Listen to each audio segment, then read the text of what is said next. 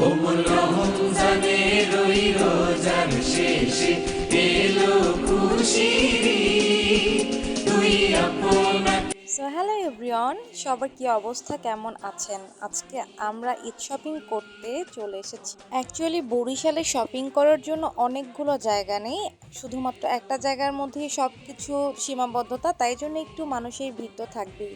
So আমরা চলে এসেছি এখন ডিভাইনে। আমাদের কিছু ব্যাগ আর জুতো কেনার ছিল, তাই জন্য আমরা চলে আসলাম ডিভাইনে। ডিভাইনের জুতা ব্যাগের কালেকশন ওয়াও, অনেক অনেক সুন্দর।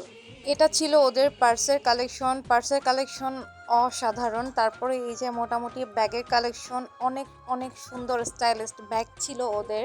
আর এগুলো ছিল স্লিপারের কালেকশন তো অনেক সুন্দর। আমার ওদের বলতে পারেন যে সব কিছুই অনেক বেশি ভালো লেগেছে। আপনাদেরও যদি ডিভাইনের কালেকশন ভালো লেগে থাকে তাহলে চলে আসুন ডিভাইনে। ডিভাইন হচ্ছে কাঠপুটি রোডের ঠিক সৈয়দের অপোজিটে।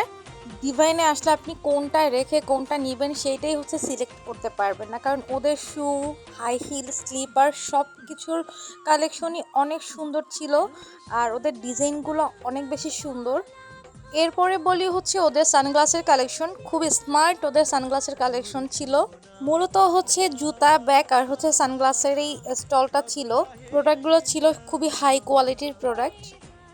তো আপনারা যারা যারা এই ডিভাইনে আসতে চান তারা হচ্ছে কাঠপট্টি রোডের সৈয়দের অপোজিটের যে ফুচকা মামার দোকান ওখান থেকে চলে আসবেন। আর এত সুন্দর সুন্দর পার্সের কালেকশন ছিল, আপনি কোনটা রেখে কোনটা নেবেন সেটাই সিলেক্ট করতে পারবেন না। যাই হোক, এরপর আমরা শপিং টপিং করে বের হয়ে আসি। আর এরপর পাপড় দেখলাম, আর সেটা না খেলে তো হয় না। তারপরে এই যে ফুচকা মামার স্টলের এখানে এসে ফুচকা না খেলে কি হয়। আর তার মামার ভেলপুরিটা অনেক অনেক মজা। আর দেখতেই পাচ্ছেন এত পরিমাণে ভিড় ছিল, মামার এখানে সবসময় ভিড় থাকে। তো আজকের ব্লগটা এই পর্যন্তই, আল্লাহ হাফেজ।